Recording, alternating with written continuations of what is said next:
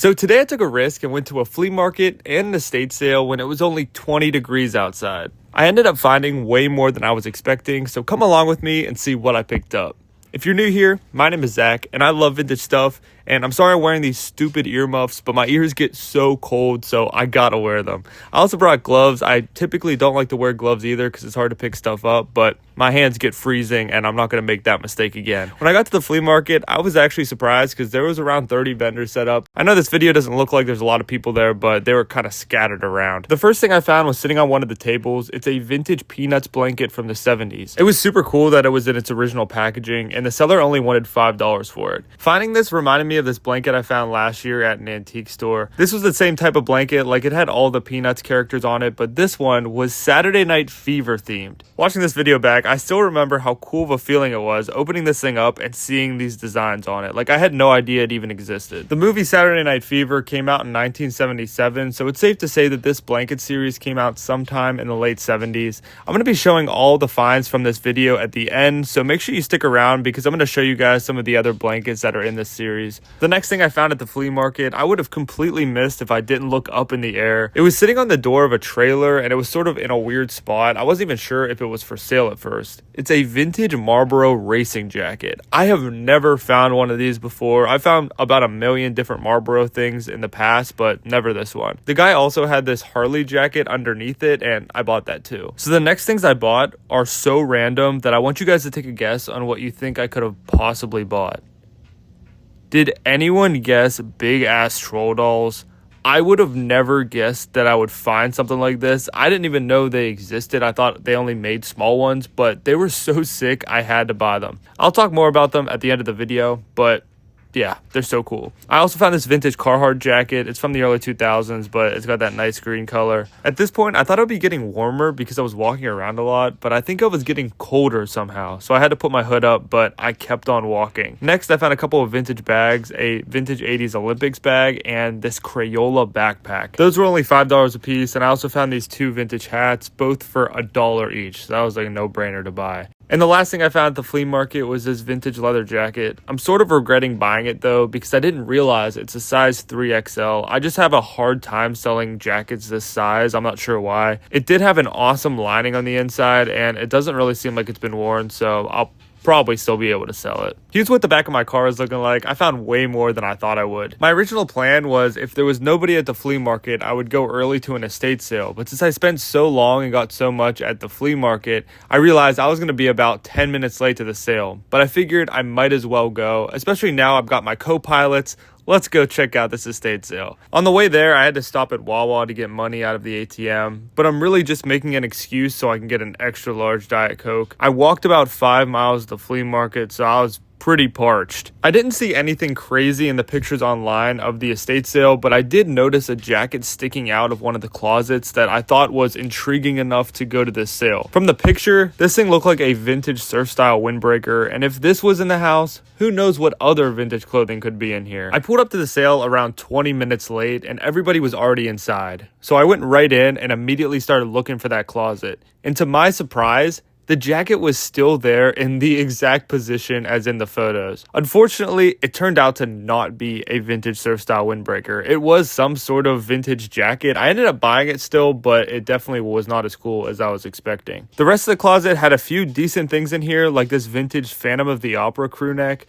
There were a few other vintage-ish things that I ended up leaving behind. I'm going to show you guys the haul at the end, obviously, but there were a few things that were sort of just borderline if I should pick them up or not. A lot of the clothes were from the early to mid-2000s, so they're right on the edge of being not old enough and old enough. Plus, a lot of them were pretty plain, so I'm not sure if it was worth buying some of these random other pieces. One weird thing I found that I didn't end up picking up was this vintage fish robe. I'm not sure if there's any robe collectors out there. I did find a vintage Dior robe a few months ago, and I brought it to some of the vintage events that I did, and nobody even looked at it, so I'm not sure how big of a market there is for vintage robes. I was pretty surprised how much clothing was at this sale. This one room had racks surrounding all the walls, and I did pull out a few decent things from them. One of the weirder things that I found was this vintage Eddie Bauer towel. I always look through the towels at sales. I don't know why, but I just end up finding a cool one at basically every estate sale that I go to. It is always the most random towel you could ever imagine, but there's always like a pretty interesting one. This bin had a lot of other ones that were just sort of nautical themed, so I didn't buy the rest of them. I found a few vintage ashtrays here too. These were only $4 a piece, so I bought 2 of them. On one of the other tables, they had this duck ashtray. I think it's an ashtray. It might be a little dish, but I ended up buying this too, even though it was $6. The rest of the sale had a few random things scattered in the house that I just wanted to show you guys, like this dickhead guy.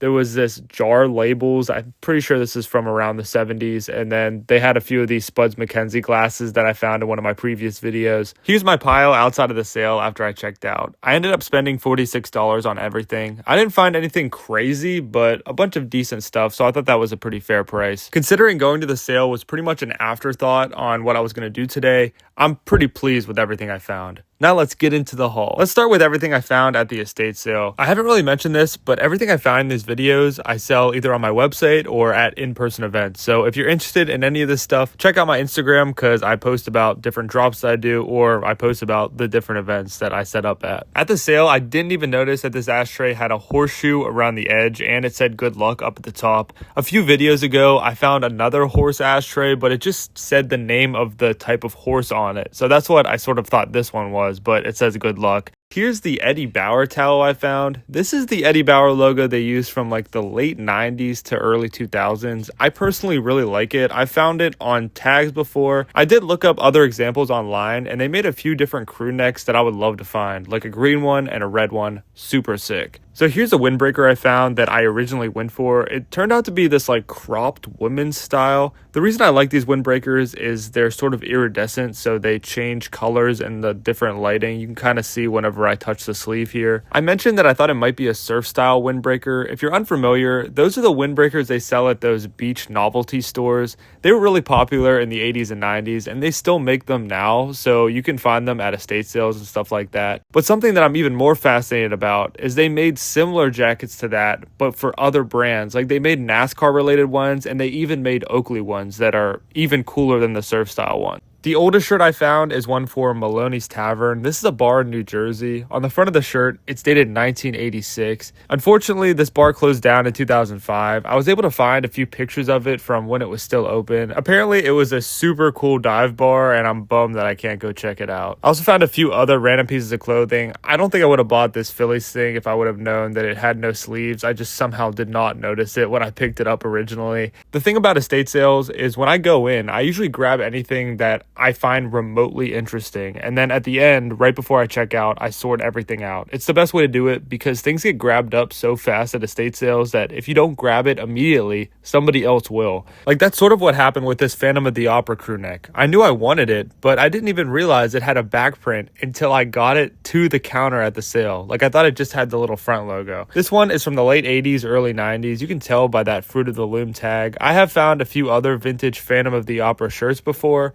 These first 2 pictures are shirts that I've personally found. Even though I've never seen this musical, they produce some of the hardest merch. Here's a few examples of ones I've found online. This jacket is crazy, like the front and back embroidery. This Phantom of the Opera shirt is probably the most common one you'll see. Kanye wore it back in 2017 and made it really popular. Like it was randomly selling for like $80 to $100 back then. So now let's get into the flea market finds. We'll start off with the troll dolls. So these are abnormally big troll dolls. Typically the ones you'll see are only a few inches tall, but this one right here is 12 inches and the other one is 17 inches tall. This one right here is a lot more interesting than I even expected. You can see on the foot, it says Damn Things 1964. And what I had no idea about is that troll dolls have been around for a long time. They originally made in the late 50s by this guy named Thomas Dam. They got popular super fast and were a hit in America in the 60s. The only problem was he did the copyright wrong, so a bunch of different companies started making troll dolls of their own. This 1964 Damn Things troll doll that I found is actually a legit one from the 60s that his company made.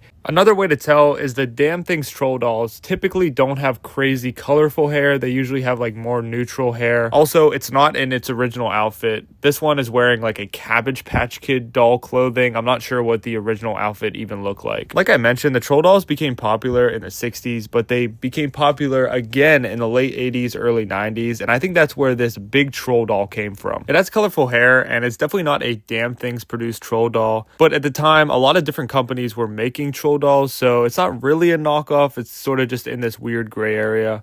It's definitely supposed to have long hair, and somebody gave this thing a haircut. It's also definitely not in the right outfit. It's just wearing a children's t-shirt. I picked these up mainly because I know it's going to be a fun thing to put in one of my tchotchke tables at a future event. I cannot wait for that. These vintage hats I picked up at the flea market for $1 a piece, and I wanted to show you guys that I think the perfect way to cover up the troll missing its hair is by putting it in a hat. It actually fits its head pretty perfectly. It's really funny. The same person who sold me the troll dolls also had these other two dolls. If you're unfamiliar with what these are, I've never seen them in person, but I have seen them online. They're actually vintage Levi's rag dolls. If you flip them over on the back, you can see this tag, and on the other side of the tag, it has the Levi's logo. I was able to find some pictures online of what the original packaging looked like and what these look like when they'd never been used. And what I didn't notice is that the rag dolls I found are completely missing the Levi's jacket they're supposed to be wearing. Like, I had no idea they even had that. I probably wouldn't have bought these if I had known they were supposed to have the jacket. Plus, mine are pretty beat looking. Like, I think somebody gave these a haircut too.